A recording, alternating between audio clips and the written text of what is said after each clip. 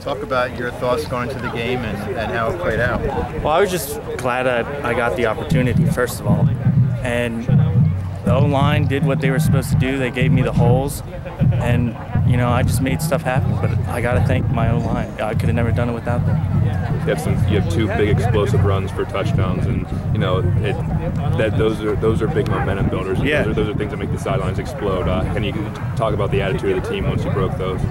Well, you know, they always had confidence in me, but now we really knew that they had confidence in myself, and I had confidence in them the whole time. So it just worked out great. Tim, when did you know you were going to start for Dantzler? I knew Tuesday. They're already in the car.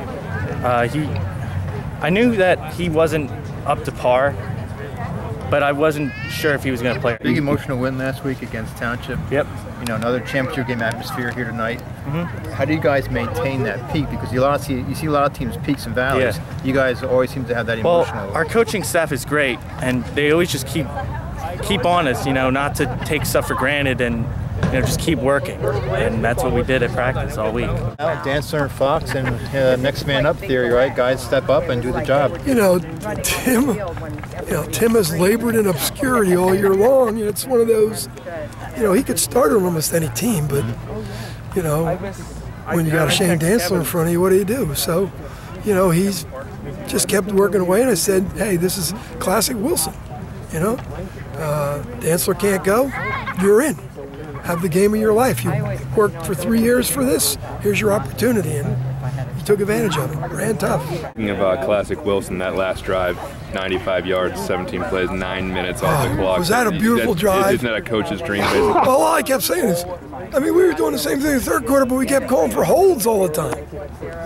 But, yeah, that was, you know, I looked up and there's only like 2 or 3 minutes left on the clock, and I thought, wow, that's what I like. You know, offensive line just, you know, took control. You know, we mixed the plays up well, and the offensive line was blocking, and, you know, when you can do that, you know, that's what you want to do. Emotional win last week against Township. We talked about this on the phone this week. You know, another championship game atmosphere here this week, but they don't miss a beat. You know, they seem to avoid the peaks and valleys other teams fall prey to. Well, we work hard at that. You know? The psychological part of the game. You know, I said earlier, this is a team that, you know, we had nobody back offensively and 2 guys back defensively. We had a brutal schedule. Mifflin, Central Dauphin East, Central Dauphin, and then right into the league and finishing with Township and Penn Manor with a brutal schedule. And these kids just believe, you know, they believe in our program, they believe in the hard work, they work their tails off. And, you know, what can I say? They make believers out of me every year. I thought a kid who had a big game, you know, won't show up in his stats, but Schonauer, 63, offensive line, and the job he did on defense as well. Yeah, you know, I mean, he's got a motor that doesn't stop, you know, and he did a nice job for us.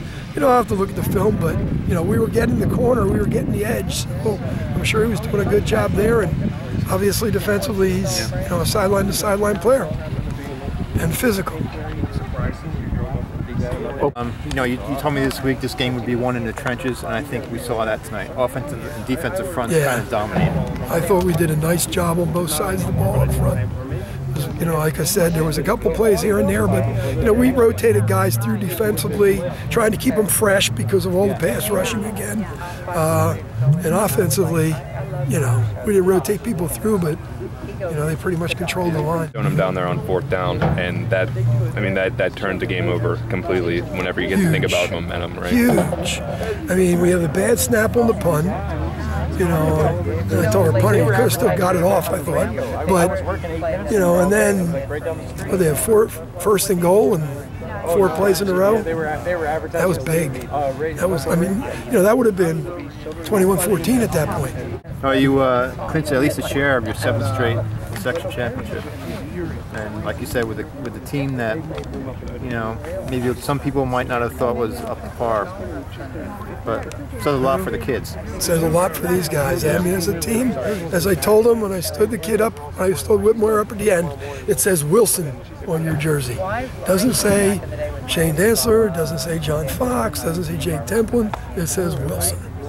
And, you know, the kids buy into that. They do buy into it. And that's why we're successful. Amazing. Congratulations. Thank you.